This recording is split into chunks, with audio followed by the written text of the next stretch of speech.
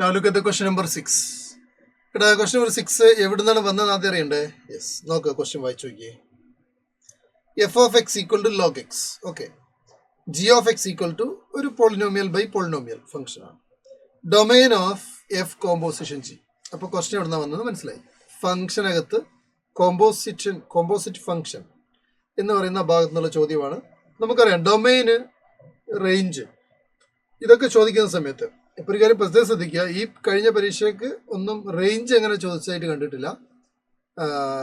അതായത് ഒരുപാട് ക്വസ്റ്റ്യൻ ഒന്നും വന്നിട്ടില്ല. ഒരു ക്വസ്റ്റ്യൻ എങ്ങാണ്ട് വന്നിട്ടുണ്ടെന്ന് തോന്നുന്നു, അല്ലാതെ അങ്ങനെ കണ്ടിട്ടില്ല. അപ്പോൾ റേഞ്ച് ചിലപ്പോൾ അടുത്ത എക്സാമിന് ചോദിക്കാനുള്ള സാധ്യതയുണ്ട്. നമുക്ക് സാധ്യത വെച്ചിട്ട് അത് പഠിച്ചു വെക്കുക. അപ്പോൾ ചിലപ്പോൾ അവിടെ നിന്ന് ക്വസ്റ്റ്യൻ എന്തായാലും കിട്ടും കേട്ടോ. അപ്പോൾ ആ കാര്യം ഒന്ന് ഓർക്കുക. അപ്പോൾ നമ്മളിവിടെ ഡൊമൈനെ കുറിച്ചാണ് ഡിസ്കസ് ചെയ്യുന്നത്. അതായത് ഒരു കോമ്പോസിറ്റ് ഫംഗ്ഷൻ്റെ ഡൊമൈൻ നമ്മളോട് ചോദിച്ചു. അപ്പോൾ ഈ കോമ്പോസിറ്റ് ഫംഗ്ഷൻ എന്താണെന്നുള്ളത് നമ്മൾ ഇവിടെ തന്നിരിക്കുന്ന ക്വസ്റ്റ്യൻ്റെ കോമ്പോസിറ്റ് ഫംഗ്ഷൻ എന്താ നമ്മൾ അറിഞ്ഞിരിക്കണ്ടേ? അപ്പോൾ നമുക്ക് ആ കോമ്പോസിറ്റ് ഫംഗ്ഷൻ എന്താണെന്ന് നോക്കാം. എഫ് കോമ്പോസിഷൻ ജി എന്ന് പറഞ്ഞാൽ നിങ്ങൾക്കറിയാം F of g of x ആണ്. ഈ എഫ് ഓഫ് എക്സ് എന്ന് പറഞ്ഞാൽ ലോഗ് എക്സ് ആണ്. അപ്പോൾ എഫിനകത്ത് ജി ഇട്ട് കൊടുത്തു കഴിഞ്ഞാൽ log of g of x ആണ് വരിക. എന്ന് പറഞ്ഞാൽ ലോഗ് ഓഫ് എന്താണ് ജി ഓഫ് എക്സ് എന്ന് പറഞ്ഞാൽ? It's a very big function, ഒരു പോളിനോമിയൽ ബൈ പോളിനോമിയൽ, അത് ജി ഓഫ് എക്സ്. അതായത് x raise to 4 minus 2x³ plus 3x² minus 2x plus 2 divide by എന്താണ് 2x² മൈനസ് 2x പ്ലസ് 1. ഇതാണ് നിങ്ങളുടെ എന്ത്? ഇവിടെ ലോഗിന്റെ ബേസ് പ്രത്യേകം ശ്രദ്ധിക്കുക. ഈ നമുക്ക് തന്നിട്ടുണ്ട് കേട്ടോ, ക്വസ്റ്റ്യൻ തന്നിട്ടുണ്ട്. ലോഗിന്റെ ബേസ് ഇ ആണ്, അല്ലെങ്കിൽ ln(x) എന്നാണ് തരിക, ലോഗ് നാച്ചുറൽ എക്സ്. അപ്പോൾ ഇതാണ് നമുക്കിതാണ് തന്നിരിക്കുന്നത്. അപ്പോൾ നമുക്കൊരു കാര്യം അറിയാം. ഇവിടെ ലോഗിനെ സംബന്ധിച്ച് പറയുകയാണെങ്കിൽ ബേസ് ഒരു കോൺസ്റ്റന്റ് ആണെങ്കിൽ ഓക്കെ, നമുക്ക് പിന്നെ ഒറ്റ കാര്യം നോക്കിയാൽ മതി. ഈ ലോഗിനകത്ത് കിടക്കുന്ന ഈ ഫംഗ്ഷൻ, ലോഗിനകത്ത് കോഷ്യന്റ് ആണെങ്കിൽ ആ ഫോം, കോഷ്യന്റ് ഫോം, അല്ലെങ്കിൽ ജസ്റ്റ് എ ഫംഗ്ഷൻ ആണെങ്കിലും ആ ഫംഗ്ഷൻ എന്തായിരിക്കണം? ലോഗിനകത്ത് ആ ഇൻപുട്ട് എന്ന് പറയുന്നത് എന്തായിരിക്കണം? പോസിറ്റീവ് ആയിരിക്കണം. അപ്പോൾ ലോഗിനെ സംബന്ധിച്ച് ഇതാണ് ഇൻപുട്ട്. കാരണം എക്സ് നമ്മളൊരു വാല്യൂ കൊടുത്തു കഴിഞ്ഞാൽ ആ കോഷ്യന്റ് കാൽക്കുലേറ്റ് ചെയ്ത് കിട്ടുന്നതാണ് ലോഗിനകത്ത് വാല്യൂ ആയിട്ട് നമ്മൾ കൺസിഡർ ചെയ്യാറ്. ഓക്കെ, അപ്പോൾ ഈ ഇൻപുട്ട് എന്ന് പറയുന്ന സാധനം എന്തായിരിക്കണം? ഗ്രേറ്റർ ദാൻ 0 ആയിരിക്കണം. അപ്പോൾ നമ്മൾ എഴുതുക എന്താണ്? X raise to 4 minus 2x³ plus 3x² minus 2x plus 2 divide by 2x² minus 2x plus 1 എന്തായിരിക്കണം? ഗ്രേറ്റർ ദാൻ 0 ആയിരിക്കണം. ഓക്കെ, ഇവിടെ നിങ്ങൾ ഇങ്ങനത്തെ ഒരു സാഹചര്യം വരുമ്പോൾ, പ്രത്യേകിച്ച് ഇനീക്വേഷനിൽ ന്യൂമറേറ്ററിൽ ഒരു ഫംഗ്ഷൻ, താഴെ വേറൊരു ഫംഗ്ഷൻ, പോളിനോമിയൽ ആയിക്കോട്ടെ എന്തോ ആയിക്കോട്ടെ, പ്രത്യേകിച്ച് പോളിനോമിയൽ ഫംഗ്ഷൻ വരുന്ന സമയത്ത് മാത്രമല്ല, അതിലും പ്രധാനപ്പെട്ട ഒരു കാര്യം എന്ന് പറയുന്നത് ക്വാഡ്രാറ്റിക് വരുന്ന സമയത്ത്, പ്രത്യേകിച്ച് ഡിനോമിനേറ്ററിൽ നോക്കൂ. ഈ എക്സ്പ്രഷൻ കംപ്ലീറ്റ്ലി ഗ്രേറ്റർ ദാൻ 0 ആണെന്ന് നമുക്ക് മനസ്സിലായല്ലോ. അപ്പോൾ ഡിനോമിനേറ്ററിൽ ഒരു ക്വാഡ്രാറ്റിക് ആണ്.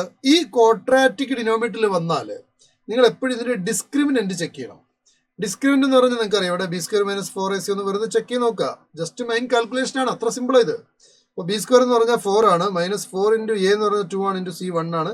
അപ്പോൾ 4 മൈനസ് 8 എന്ന് കിട്ടും. ഇത് നെഗറ്റീവ് ആണ്.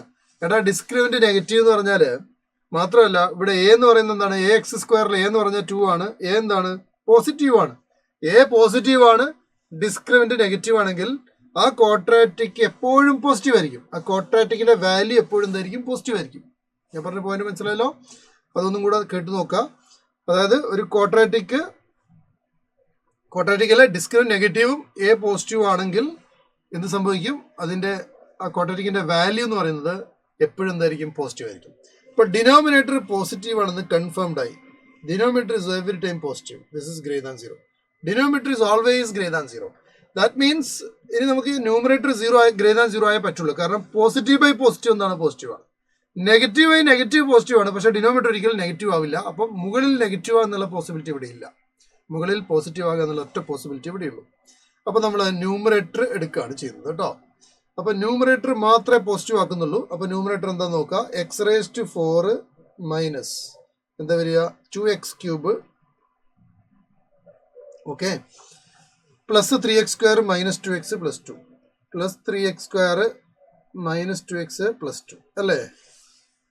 യെസ്, ഇത് എന്തായിരിക്കണം മക്കളെ? ഗ്രേറ്റർ ദാൻ 0 ആയിരിക്കണം. ഓക്കേടാ. ഇനി എല്ലാവരുടെയും മുമ്പിൽ ഇതൊരു പ്രശ്നം, ഇതെങ്ങനെ സോൾവ് ചെയ്യുന്നുള്ളതാണ്. ഇത് സോൾവ് ചെയ്യാൻ ഞാനൊരു ടെക്നിക്ക് പറഞ്ഞുതരാം, ശ്രദ്ധിച്ചോ. എക്സ് റേസ് ടു 4 ഉണ്ട്, ഇവിടെ x² ഉണ്ട്, കോൺസ്റ്റന്റ് ഉണ്ട്.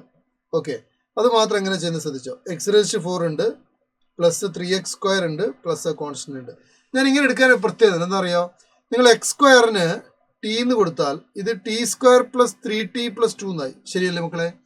ഇതിനെ ഫാക്ടറൈസ് ചെയ്യാൻ എളുപ്പമാണ്. എന്താണ്? t+1 × t+2 ആണ്. ശരിയല്ലേ മക്കളെ?